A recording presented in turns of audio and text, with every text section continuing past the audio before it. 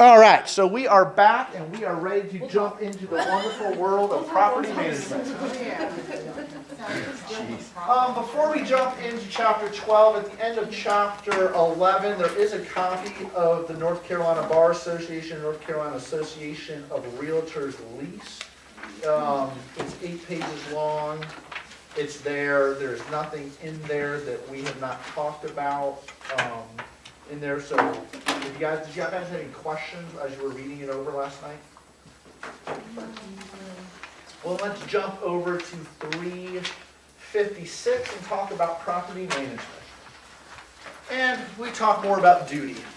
And so the duty of a property manager is to preserve the value of an investment property while generating income. So that's really a two-pronged fork there. So my job is to preserve the value of a property. How do I preserve a value of somebody's property? So let's say you own a rental property, don't want to have to deal with the craziness, say, hey Chris, I want to hire you as my property manager. And I say, okay, great. I will preserve the value of your property. So that makes sure that I'm going to make sure of a couple things. A, that you have insurance on your property. B, that the tenants that I bring in there are going to pass our tenant pre-screens. And then we're going to make inspections on a certain schedule. And we all talk about those things in the property management agreement. In addition to that, I'm going to generate for you as a property owner income. And I'm going to do that by making sure the house is very marketable. I'm going to make sure I find a good tenant who has the financial wherewithal to make rent payments. And I'm going to make sure that those rent payments are handled in the correct manner, going to the trust account, that are going to be, all the bills are going to be paid, and there's going to be very good accounting to be sent back to you. So all that is going to be controlled by our property management agreement, which is so wonderfully located on page 360. But let's start off on 358, where we could go through the different things that are in the property management agreement. We have the property. Shocker. Real shocker. The period, again, from what time to what time do you want me to manage this? What happens at the end of that period? The fee. How do I make money? A percentage of the rent? Percentage of money that I collect. Same, my fee right now is 10% for most of my clients. Every client's fee is individually negotiated. There are tons of different fees out there. Some property management companies will say, okay, I'll get 10% of rents collected plus 50% of the rent collected for the first month of the lease. 10% of your rent, 10% of rents collected with a minimum of $75 per month, minimum of $50 per month. I will flat rate manage any residential property that you have for $65 per month. However, tons of different fees out there. The fee that my company uses is a percentage of rent collected, and it's about 10. My company is mostly 10%. I've got some larger clients who own multiple properties that might be a smidge less than that. I got some other folks that maybe have one property that might be a real low-end property that I charge a little bit more on that. Responsibilities. Who is responsible for what? Biggest question here is maintenance, and that really goes back to the responsibilities of myself and the owner's responsibility. I have a lot of owners who turn the property over to me because they're semi-retired, but when there's any repairs or maintenance that want to have happen, they're fairly handy individuals, so they say, hey Chris, go ahead and do everything you want. However, whenever there's a maintenance call, call me first, and I'll let you know if I want to go out there and fix it myself. I'll let you know who to call, or if I want your guys to do it. So, okay, great, no problem. And that goes really hand in hand with the next one, which is the authority of the agent. I've got some clients who I would say text message me daily. They just want to be involved at every step of the process. I've got other investors that are out of state that all they care about is an email from me once a month to let them know what got deposited into their bank account on a monthly basis. What do they want?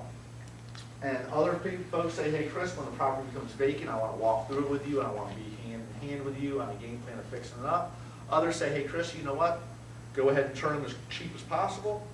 I've got others who say, hey Chris, this is how I want all my properties to look, fix them all up this exact way. Or hey Chris, treat this as your own property, and I give you full authorization to make any decisions that you want.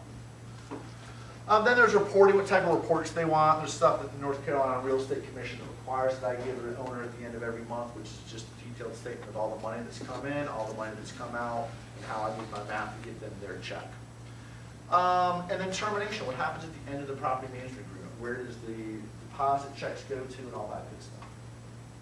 That's what's in the property management agreement, and that brings us kind of up through page 367. And so once the owner and myself have sat down, we've reviewed the property management agreement, kind of decided who's going to be doing what, we need to come up with a management plan. We need to look at the owner's objectives. We need to look at the current rental market that's going on in the area where they own property, and we need to do an analysis of the property.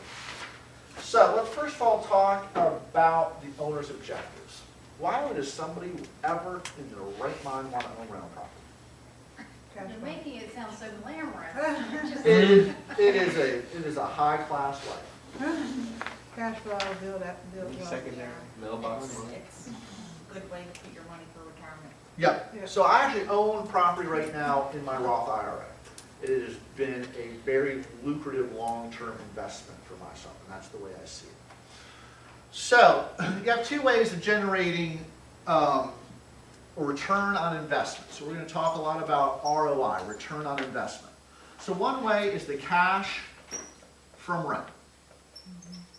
You go out and you buy a $100,000 piece of property, you get $1,000 per month, you're getting $12,000, you have no other expenses, you get a 12% return on that. Cash from rents. The other way is appreciation. I bought the majority of the properties that I own 2009, 2010, 2011. When I take a look at what I spent in 2010 versus where we are in 2018,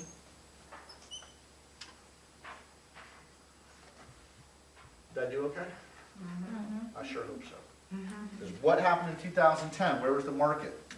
This is the price. Market was right here. Where are we at right now? On up. A lot of investors that kind of got me into the business at 2010 to represent them, what are they doing right now? If they bought down here, they're selling right now. A lot of people say that we are going to be headed this way now. Other people say, you know what, we might still be going up here. So a lot of investors, when they had vacancies over the summer, I sold probably maybe 6 or 7 units from investors out of my of all the properties I manage, mostly from one investor, who kind of got fed up with the eviction process. We had, basically, he had, I think, 7 properties, and we had 2 evictions going on at the same time. And he was like, you know, Chris, whenever these properties become vacant, I'm selling now. He also had another investment that was giving him, I think, a 12 and 13% with very little headache. So he was like, yeah, let's go. I said, yeah, Nate, no problem. Great. This is the way to do it. Buy a house down here and sell it up here. Makes sense. Can't argue that. So you have cash from rents and you have appreciation. Those two combined together are going to get you some amount of return. But you also have to take a look at expenses. So let's go ahead and come up with a sample budget. Because this is kind of the meat and potatoes. I love meat and potatoes. I like meat and potatoes. Are we getting close to lunch? She's hungry. They're really good. All right. So we have an operating budget. So where's our income coming from? Rent. Monthly rent at $1,000 per month times 12 months. We have $12,000. What do we call that? Potential gross income. Right? We're charging $1,000 per month, 12 months. We have the potential, this property has the potential to generate $12,000. But there could be some other income sources that add to that, such as late fees. Wash machine. If you have multi-family and they have a laundry facility in there and you're able to turn a profit on them, which most multi-family do not turn a profit. Normally that's a losing endeavor. It's kind of like more like an amenity, like a swimming pool. But you have others, which is late fee, vending, Storage units, parking spaces. parking spaces. I also sometimes throw in here damage. Lots of times what I charge for damage and what actually costs an owner who does the work himself, sometimes there is a delta in there where they are able to fix something cheaper than what we charge the tenant to fix. They can actually show income on that, which isn't a bad thing. And let's say that is maybe $100 per year. Add that together, then we can come up with our total, oops, one number off there. We're at 12,100. So now we need to go ahead and subtract out our losses. Now, I'm very good at my job, if I do say so my damn self. However, not all my tenants pay their rent all the time. So I have something called a credit loss. That is when somebody doesn't pay their rent. Then, when somebody doesn't pay their rent and I evict them, I get to enjoy another loss, or my owners get to enjoy another loss. That is a vacancy loss. And I have a pretty good idea of what these are going to be depending on the type of house, what we're charging in rent, the neighborhood that it's going to be in. I manage some one-bedroom duplexes on the east side of Greensboro that are very reasonably priced. But we have a huge amount of credit loss and a huge amount of vacancy loss. I also manage some really nice single-family homes in the northwest side of Greensboro that are really, really nice houses. They're typically families are there that stay there long-term, and I have very low vacancy and credit loss. But let's say, you know what, we might estimate this at 5%. And then so I go ahead and subtract off 5% of $12,100, and I have my shiny hot pink calculator. 12,100 times 5% is going to give me $605. So I'm estimating that year over year, we're going to see a 5% loss due to people not paying their rent and not vacancy. Hopefully that it'll be really over like 10 years that I'll see. That first year, typically we have a credit loss, it's for a month or more, and then the vacancy loss is also for a month. So you can have some months where this could be like 20-25%, and then or some years we might see credit and vacancy loss at 20-25%, and then the next 2 or 3 years after that we might see a 0% credit or vacancy loss. It all just depends. So if we estimate that at 5%, then we're going to have our effective gross income. Effective gross income, which is all your types of income minus your potential losses. Effective gross income. So that's going to put us somewhere in the neighborhood of $11,505. Straightforward math. I really want you to get from here is just the concept of what a property owner and myself sit down and talk about. So now we take our effective gross income, subtract out our operating expenses. What's an operating expense? Your money. Insurance, taxes. You got it. Mortgage. No. Mortgage, I like to put mortgage down here. And we'll talk a lot about that, because when you're paying your mortgage, you're paying two different things, right? You're paying interest, which is definitely an expense, but you're also paying principal. And is principal an expense? It's actually profit. So you can see there's a lot of examples where somebody might have a zero cash flow on a property, where every money that they took in rent, they're using to pay off the mortgage. But when it comes tax time, they said, oh yeah, well you increase the amount of equity that you have by $10,000 in this property. Guess what? You get to pay taxes on that $10,000. Talk a little bit more about taxes too. So we have effective gross income on operating expenses. Operating expenses could be your management fee, repairs and maintenance, $126 here and there for court fees, things along those lines.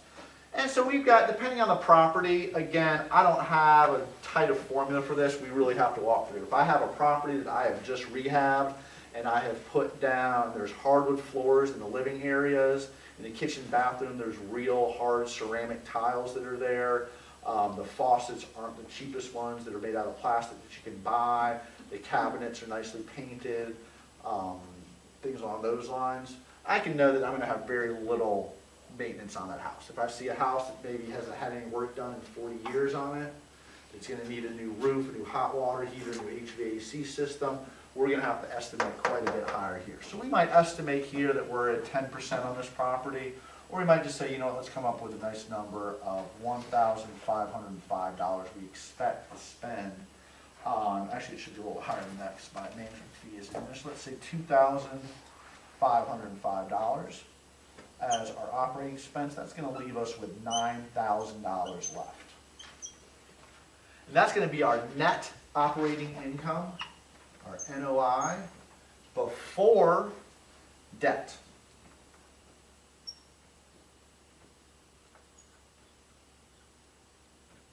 Everybody good on how I'm getting these numbers? Straightforward math, just subtracting and adding stuff, just kind of getting you in touch with what we're thinking about. So, we subtract out debt service, capital plus reserves equals our cash flow. So if you have any debt that we are paying on that, so let's say we have, debt would be mortgage. Let's say there is a mortgage on here at $500 a month. So that's going to put us at $6,000. $6,000 for a mortgage. What are reserves? Your principal and interest, taxes and insurance. Reserves. Money you put to the side for maintenance. Yes, money put to the side. Because typically in the mortgage, you're going to have your taxes and insurance in that as well. Sometimes not. But Most don't of you the put that times. in reserves though? Your mortgage payment and your taxes and insurance?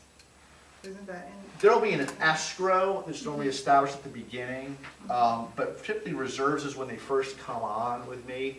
I want to keep a little bit of their money in my trust account. Okay. Because typically the cycle is I get rent on the 5th, and then I write a check to the owner on the 15th. So that's from the 16th through the 1st through the 5th of the next month. I have zero money in my trust account, and I've got a really good plumber. I can call my plumber up now and pretty much get him anywhere in the triad within 2 hours.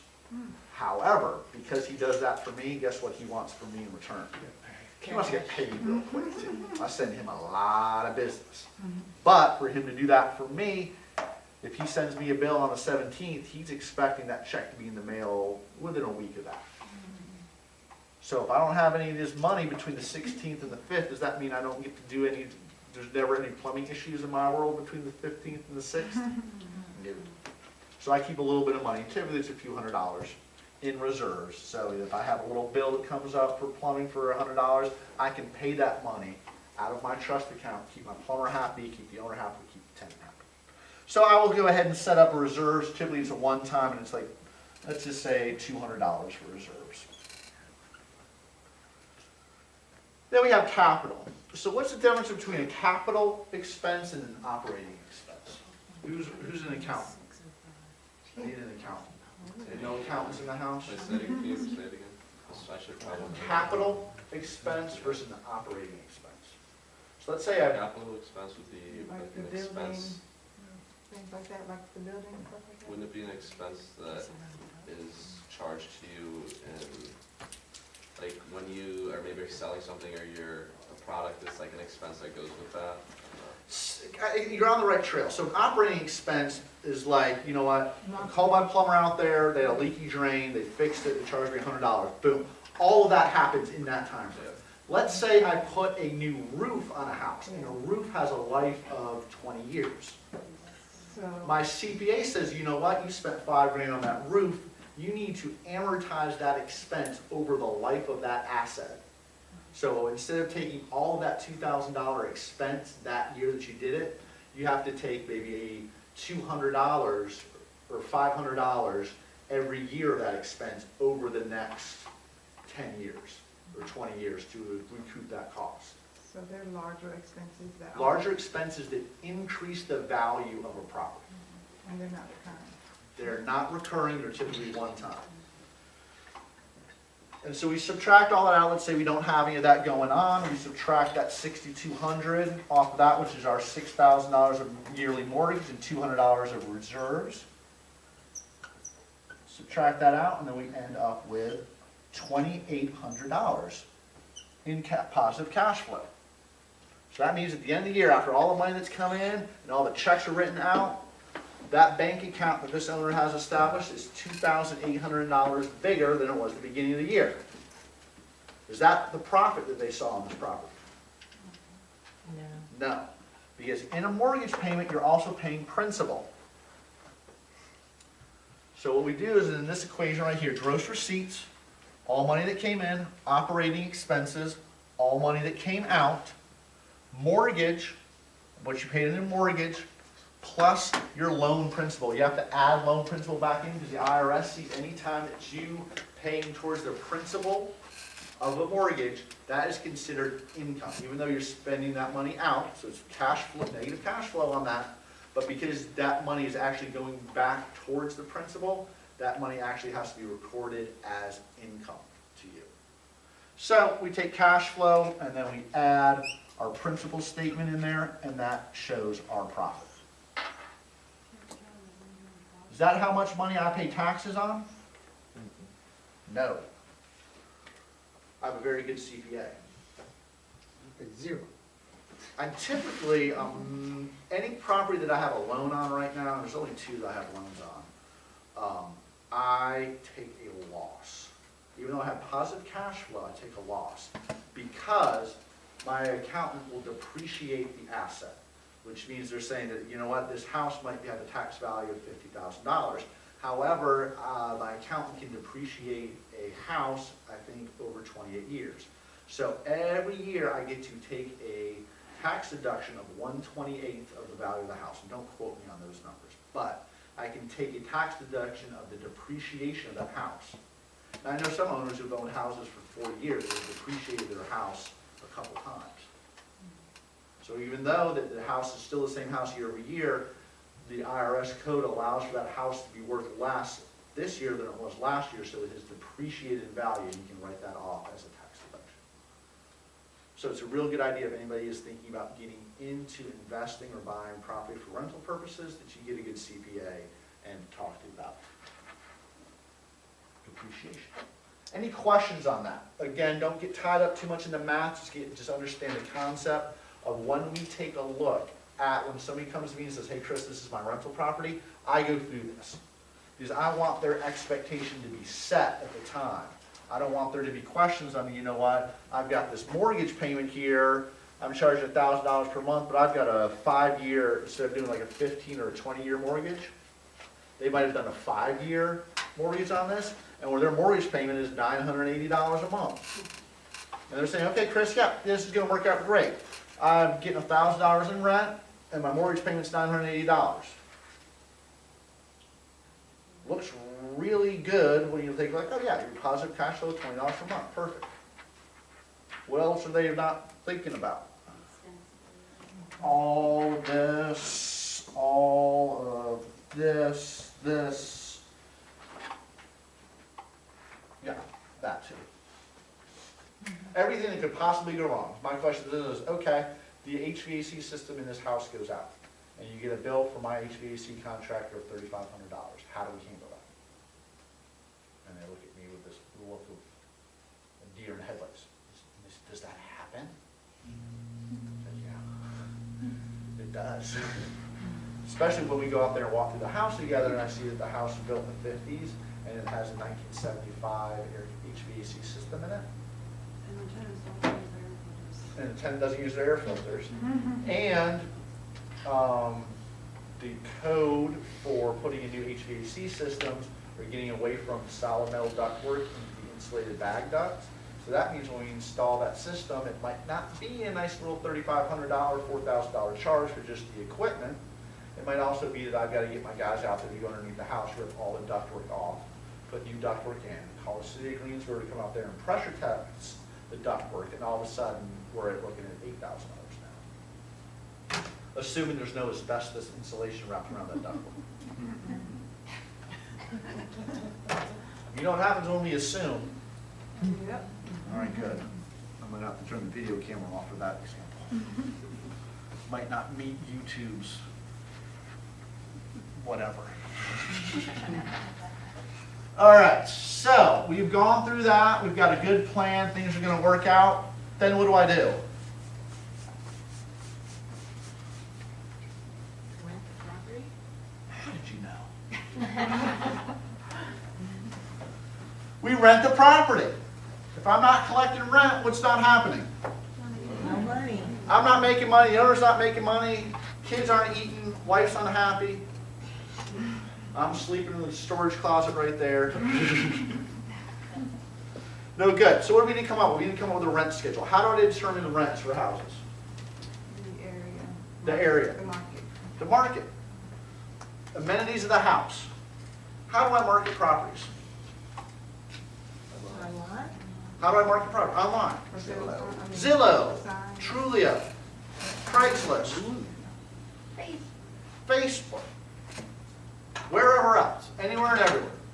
You got it. Signs in the front yard. Some areas, it used to be, when I first got into it, number one way was signs in the front yard. Some areas, it's still that same way for lower end, people want to stay in the same area after the sign in the yard, I just get calls off of that. Don't get any action on the internet. If I have a really unique property, or a real high-end property, I'll get a lot more response online. I think last month, I used to track this every time I got a call, is where that call came from. Now, I'm probably about 50-50 online versus sign in the front yard, but it always depends on the property. Then I select tenants. How do I select tenants? First person who applies, who shows up with a big stack of cash? Qualifies. Why don't I do that? Because that doesn't necessarily imply that they're the tenant. You want to check their credit, you want to check their criminal history to see, do they pay the bills on time? Mhm. And is there anything necessarily on that criminal record that would deter you from renting? Right. So let's talk first of all about credit. What am I looking for on a credit report? What's on a credit report? Years.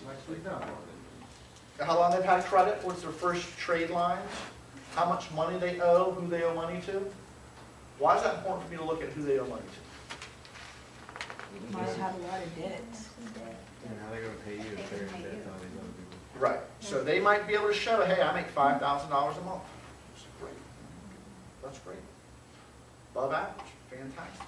However, they've got a $2,000 car payment. They owe child support for $500. They owe $75 in credit card. They owe,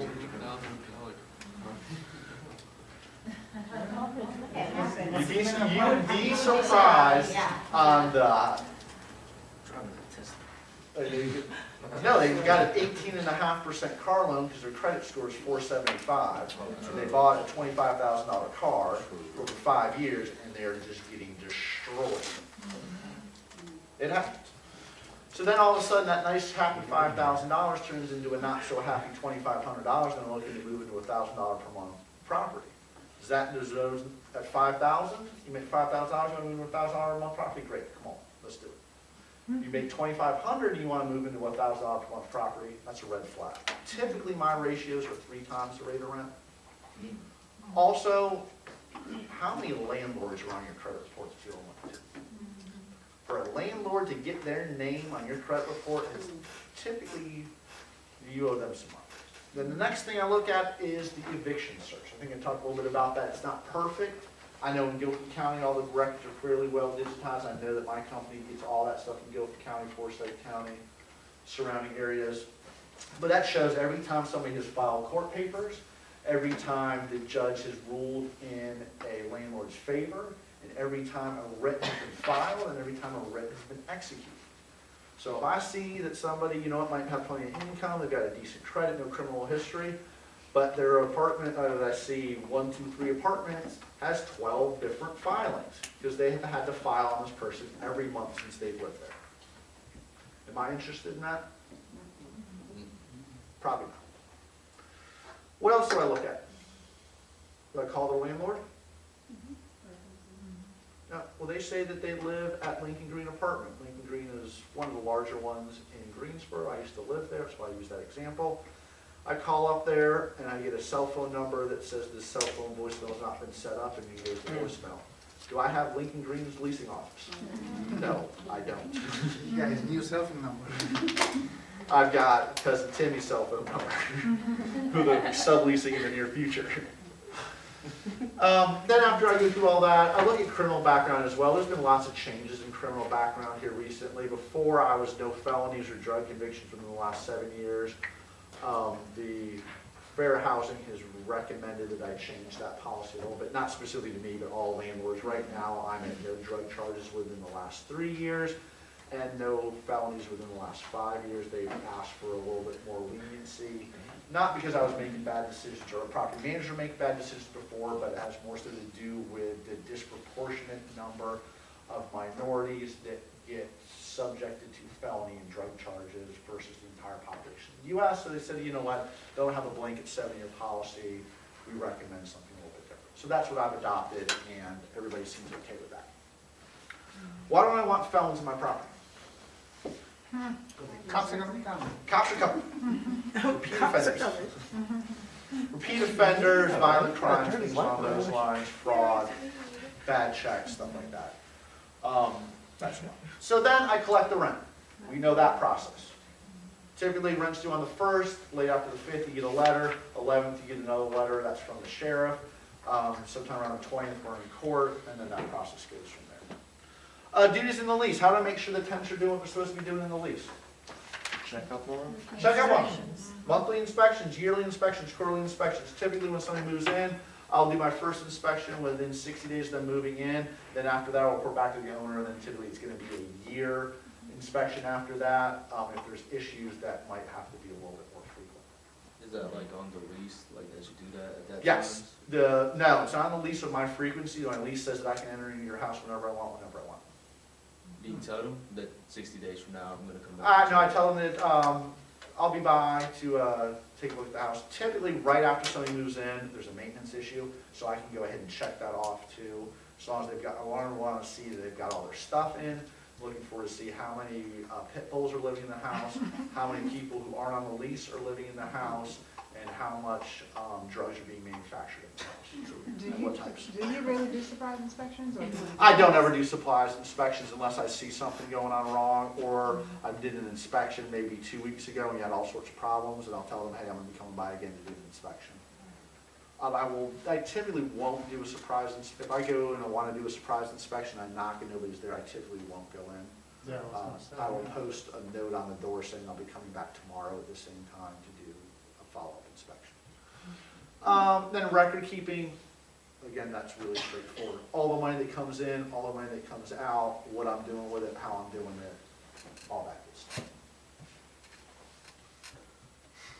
All right, so then we have rented the property. Now we need to maintain the property. And so we are on 371 right now. We have different types of maintenance. Preventative maintenance, if I walk through a property and I see, hey, something's not quite right, maybe a crack in the tile in the bathroom, I say, hey, let's go ahead and get this fixed before it turns into a problem where someone's toilet's on the ground. So I see a crack in the tile or in some vinyl, especially in a high water area, like right in front of the tub. I know that water's getting underneath there. Water on well-installed tile floor is great, no problems. Water on well-installed vinyl floor is great, no problems. However, water trapped in between a vinyl floor and a wood floor has nowhere to go other than into the wood, and it's going to rot it out. Corrective maintenance, that is a no-brainer. My sink is stopped up, my lights don't work, something has gone wrong, I need to come out there and correct it. Routine maintenance, upkeep and cleaning, furnace filters, furnace filters, furnace filters. Are you keeping your house neat? A neat and clean house typically will have less maintenance requests. I don't know why that is. I guess it's just the way the world is sometimes. Deferred maintenance. I get a lot of clients who said, you know what, hey, I come out there and do my inspection. I say, hey, we're nearing the end of the useful life of the roof. Let's go ahead and start getting a 6-month plan to get a new roof on this house. And let's figure out how we can do that. So we might defer that maintenance to a certain amount of time and say, hey, you know what, let's not do a new roof now. Let's do that. Or you get a call from a tenant who might have a small roof leak, get my roofer out there who has patched the roof temporarily, but he says, hey, you know what, we're gonna have this ongoing problem because the shingles are at the end of their life. Okay, let's get a plan. And then construction and renovations, when a unit becomes vacant, we need a plan to turn that into a vacant, dirty unit, into a unit that would be desirable for somebody to move into again. That could be something as simple as touch-up paint and good cleaning, or something as major as let's gut the whole thing and start over from scratch.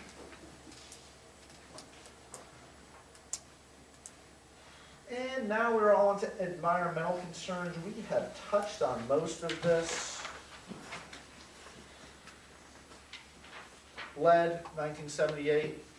Don't let folks do their own painting or sanding. Mold, what's mold? Is it gross? I love mold. Do you generally I love cheese. too much moisture in the air? Mold's everywhere. A lot of foods we eat, a lot of things that we do, it's in the air right now. We're all breathing in mold right now. However, there's types of mold that are very, very bad. You crawl into a crawl space and there's black stuff all over the joist. That is not good. That's black mold. That can be toxic and it can cause severe health impacts to tenants or people living there. You need to have some way to identify the good types and bad types. Typically mold, if you have an ongoing mold issue, we have some sort of moisture issue, which is probably also causing a lot of damage. Mold is a very good indicator that there's a moisture issue going on. Radon, colorless, odorless gas needs to be tested. Typically in a residential sale, you'll get that in your home inspection. In the rental world, you buy home radon kits and stuff like that. If I were renting a single family house, I'd probably get a home radon testing to sample it myself before I move myself and my family in there, but it's not required that a landlord do that. Asbestos is fine if it's not disturbed. Once it gets disturbed, it can get airborne or friable, as they call it, breathe in and cause all sorts of terrible stuff to happen to your lungs, like mesothelioma and stuff like that. ADA, we talked a little bit about that, the Americans with Disability Act. Lots of different types here. Most of the stuff that I have to deal with is reasonable, achievable accommodations. Every time a person with a covered disability says, hey Chris, I want to change this house, do I have to say yes? The answer to that is no, I don't. I have two examples that I like to use that actually happened. Was I was renting out a 2-bedroom house and the tenant says, hey Chris, I have a mobility disability where I'm required to have a scooter and I'm having difficulty getting my scooter around my king bed in my bedroom. I would like to remove the wall between the 2 bedrooms and turn this into 1 bedroom. So, did I say no right off the bat? No. I call the ADA and says, hey, can I say no to this? They say yes. Reason why, because a more reasonable, achievable accommodation would be for what to happen? Queen size bed. Queen size bed. You got it. And again, also the ADA was like, well, Chris, what would be the difference in value of a 2-bedroom unit versus a 1-bedroom unit? And that was a significant amount. And they said, no, you don't have to. I had one tenant who says, hey, I'm a similar situation, mobility, they had a mobility disability. I'm having trouble getting my mobility device through the door of the bathroom. It was a real good sized bathroom, but it only had a 24-inch door, which is real small. And they said, hey, I have called my case manager or whoever was helping her out. They said that they have a certain amount of funds to hire general contractors to come in and make similar adaptations. And they said, can I change my 24-inch door to a 36-inch door?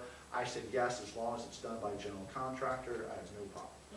Because there's no difference in rentability of a 36-inch bathroom door to a 24-inch bathroom. Commercial properties need to have full and equal access.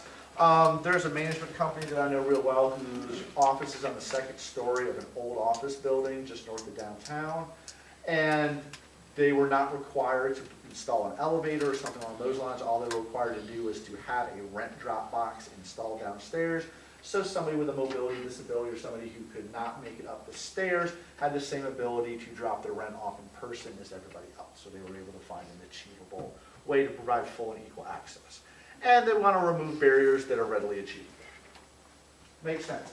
Anytime I get an ADA at the bottom, or a request for an ADA accommodation, the number at the bottom of 373 is what I use, which is a good number to me. And last but not least, let's talk about risk management. And let's talk about the different things to do with risk. We can avoid risk, we can retain it, we can control it, and we can transfer it. We can avoid it by removing the sources of risk. Do I manage any properties with a swimming pool? No, Will I? no, No. Why not? you don't want the risk. Don't want the risk, don't want the liability. How many rules are out there right now dictating swimming pools in single-family houses that are owner-occupied? Bunch of them. For a rental property, it's probably even more. I have a question. Sure. If you're renting a property to somebody, are you for attractive nuisance, or are you the one who's liable if somebody like Breaks into the house. well, it breaks in if like it's like attractive nuisance, like if a kid like drowns, like falls into the pool and drowns? Like, Probably. You're the landlord, or are you responsible for that? The responsibility, the parents of the kid who drowned is gonna hire a lawyer. And the way that that lawyer's gonna think about it is what's gonna be my path of least resistance to the money. So they're gonna look at HH Properties, who's the management company. What do we have? HH Properties very purposely has very little assets. I've got a lease, I've got a couple computers, I've got my office supplies, my phones, signs, equipment, all that stuff. Then they could look at me as the agent. I've got a little bit. Then they would take a look at the property owner. Does that property owner own just that house that has a swimming pool, another house? Do they own 50 houses? So just And then they're gonna look at the tenants. Are the tenants multimillionaires with $1 million in cash? The lawyer's gonna look at what is gonna be the path of least resistance for me to get my client money. But yeah, most likely it would be the tenant, myself, and the property owner all listed on that lawsuit. And there'd be a million different factors there. Is the fence around the pool of the right height, with the right type of lock, with the right type of security? Is the swimming pool visible from a neighborhood playground where a child of that age would be incapable of not being able to go towards it? Something on those lines. But it's mostly going to determine where's the money. We can retain it by insurance with a large deductible. Again, having a $1,000 deductible, the insurance premium on that package is a lot less than insurance with a $100 deductible. We can control it by making sure that there are sprinklers installed in commercial buildings, smoke detectors, all that stuff. And we transfer it by taking out an insurance policy. So the types of insurance: fire and hazard. This is your standard homeowner's policy. Something happens, a tree falls on the house burns down, windstorm, something along those lines. There. Standard homeowner's policy. Consequential loss, use, and occupancy. This typically is going to be if a business loses the building that they operate in. Let's say if our good friends over at Drop and Nap, a tree were to fall on Drop and Nap, and the employees and the owner of Drop and Nap are without their facility for 3 months, a consequential loss of use policy would go ahead and provide salaries for the employees and the income that that business owner would have. You can get that on rental property. It's super duper triple expensive. Contents of personal property, that is your renter's insurance policy. I think we talked a lot about that. Liability and casualty. Liability has to do with the owner assumes the risk of the public entering into their land. A dog bites somebody on the property, or dog bites a mail carrier, or something along those lines. These claims are covered by state laws. There's also workers' compensation issues that are covered by a liability insurance policy. Casualty is theft, burglary, vandalism, damage, and health and accidents. And surety bonds has to do with employees. If I had an employee, which I don't, that employee entered into somebody's rental property and made a repair. After making the repair, they stole a necklace. A surety bond would cover that unlawful act by the employee. So, with 4 minutes to go, my computer tells me I'm at the end of my slideshows. The book tells me I am at Math Concepts, which there was very little. Related website and key point review. So that means I believe my work might be done for the day.